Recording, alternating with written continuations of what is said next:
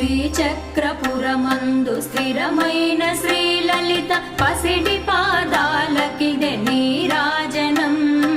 పరమేశ్వరుని పుణ్య భాగ్యాల రాశియా సింహ మధ్యపు రత్న నీరాజనం.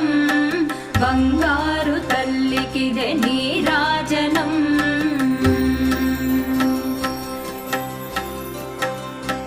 బంగారు